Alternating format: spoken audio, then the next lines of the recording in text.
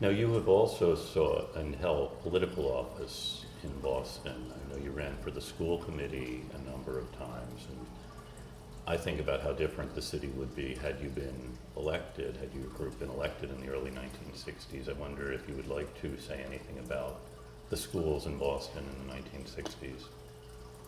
Well, this is a piece that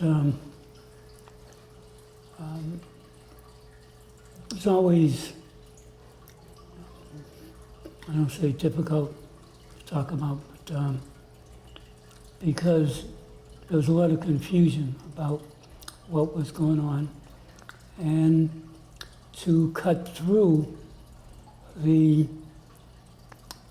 belief that because this was up north, that we didn't have the same kind of problems and issues that existed in the South.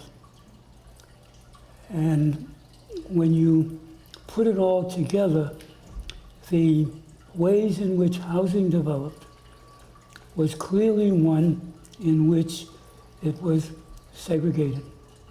Okay? Whether you look at whether it was Orchard Park or Lenox, which was all black in terms of or South Boston, whether it was all white, or East Boston, all of those areas excluded or were fashioned after a segregated racial approach. And so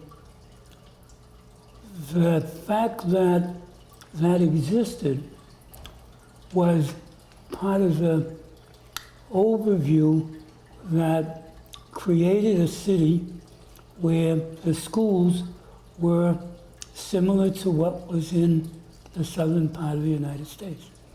It got compounded when the school committee, when it looked as if some of the folks who were black or of color were moving closer to areas that were white and meant that the children would be going to school together.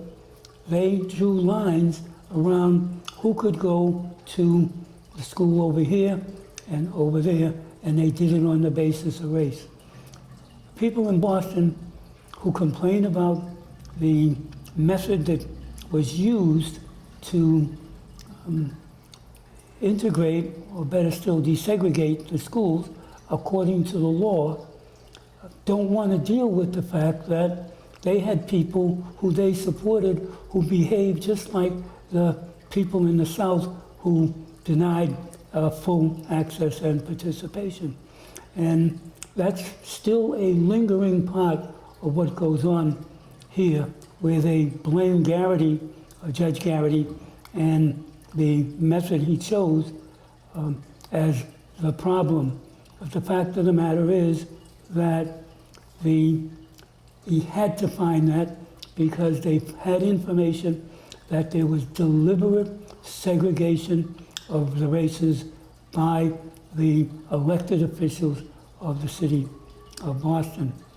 Now, what comes out of this is the fact that while in the legislature with the Black Caucus, we tried to get the reps who were white from Boston to sit with us and come up with a plan where we could have what we call community control of the schools. We thought we had something working. Some of them went back to the other reps and to the then teachers union, and the teachers union said no because it was going to cost jobs if the schools in the black community were controlled by people in that community. Or if there were more black teachers. Right. So, yes. And so it's an interesting thing because the judge in his decision said that the number of teachers needed to reflect the population of folks of color in the city. So they lost whatever jobs they thought they had control over to begin with, but we wouldn't have, I believe, had the transportation issue because we had developed a plan. but they don't want to deal with the fact that their white reps, and I put it in that way, would not agree with a program which can't guarantee it, but probably would have stopped the need for the use of the bus to get children to school.